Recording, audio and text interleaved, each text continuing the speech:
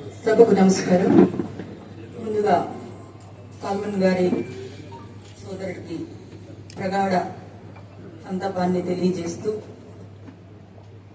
మనం చాలా యుగాలు గడిచిపోయి మానవుడు జన్మించి రాతి యుగంలో ఉన్నామో రాక్షస పాలనలో ఉన్నామో అర్థం కాని పరిస్థితులు మనం ఈరోజు వింటున్నాం. నాగరికత పెరిగిందంటున్నారు, మేము మాది విజనరీ పాలన అని చెప్పి గొప్పగా చెప్పుకుంటున్నారు.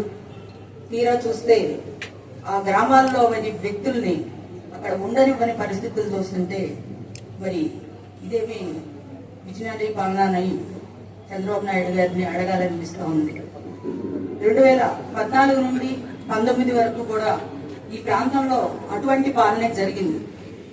మహేశ్వర్ రెడ్డి గారు ఎమ్మెల్యేగా గెలిచిన తర్వాత నేను హోంమంత్రిగా ఉన్నప్పుడు తీసుకుని వచ్చి పిడుగురాల్లో ఒక మీటింగ్ పెట్టి, ఎవరైతే గ్రామాలను విడిచి వెళ్లిపోయారో మీరందరూ వచ్చి మీ గ్రామాల్లో స్వేచ్ఛగా బ్రతకండి అని ఆ రోజు ఒక పిలుపునివ్వడం జరిగింది.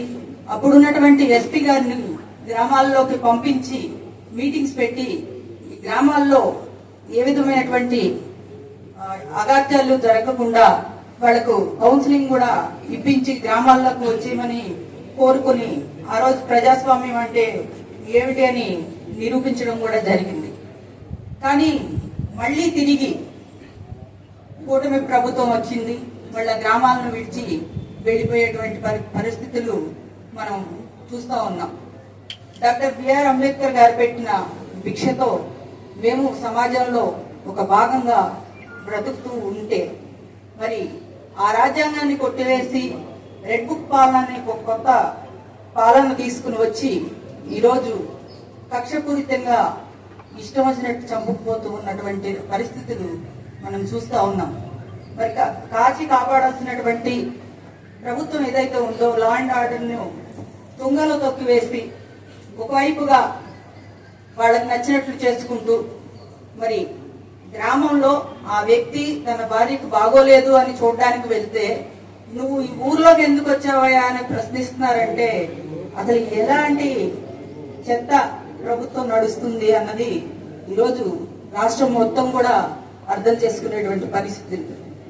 ఇలాంటి సంఘటనలు వైఎస్ఆర్ కాంగ్రెస్ ప్రభుత్వంలో జరిగితే జగన్మోహన్ రెడ్డి గారు తక్షణమే స్పందించి పార్టీలకు అతీతంగా ఒక టీం ఫామ్ చేసి మమ్మల్ని అందరినీ పంపించి ఆ కుటుంబానికి కావలసినటువంటి భరోసా అందించారు. ఒక గ్రామంలో మరియమ్మ అనే ఆమె రాళ్లదాడితో చనిపోయినప్పుడు ఆ రోజు పొద్దున్నే నాగార్జున, నేను,